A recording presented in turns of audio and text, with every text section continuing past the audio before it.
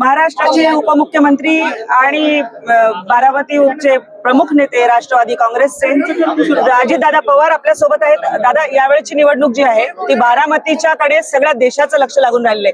एकेकाळी बारामती पॅटर्न याची चर्चा होत होती, यावेळचा एक वेगळा पॅटर्न आहे बारामतीचा, पवार विरुद्ध पवार।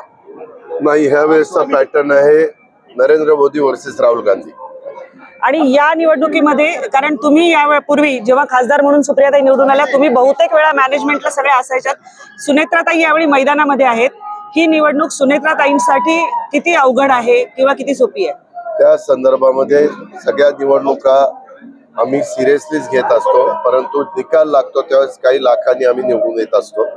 त्यावेळेस पण लाखांनी आम्ही निवडून येऊ।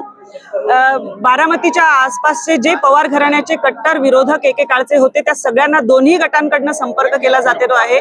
किती मनोमिलन झालंय आणि किती ते ग्राउंड लेवल पर्यंत? निवडणूक म्हटल्यानंतर जे उमेदवार असतात, उमेदवारांचे हितचिंतक असतात, त्यांना सगळ्यांना भेटणं लोकशाहीमध्ये गरजेचं असतं। ते मतदार असतात, ते प्रमुख नेतेगण असतात, त्या पद्धतीने सगळेजण भेटतात। शेवटी काय निर्णय घ्यायचा तो सर्वस्वी ज्याच्या त्याच्या हातात असतो। ही निवडणूक समोरच्या पक्षाकडनं भावनिक केली जाईल असं तुम्ही म्हणालेला होतात, ती तशा पद्धतीने होतेच आहे। कुठेतरी सुप्रियाताई, सुनेत्राताई ह्या माझ्या आईसारख्या आहेत असंही म्हणतात आणि त्यांच्यावर टीकाही करतात। आम्ही ती विकासावर घेऊन चाललेलो आहे। विकासाची निवडणूक आहे। देशाचं 5 वर्षाच्या करता जबाबदारी घेण्याची निवडणूक आहे। नव्या पिढीचं भवितव्य ठरवणारी निवडणूक। आणि या प्रलंबित कुठले बारामतीचे प्रश्न ज्याकडे प्रामुख्याने लक्ष देण्यात येईल? जे केंद्र सरकारच्या अखत्यारीतले प्रश्न असतात ते सोडवण्याच्या करता आम्ही प्राधान्य देणार आहोत।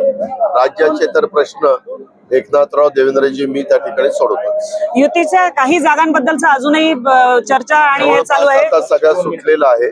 साताराचा पण निर्णय झालेला आहे आणि बाकीचं आहे त्या आज आम्ही एकत्र आहोत तिघाही।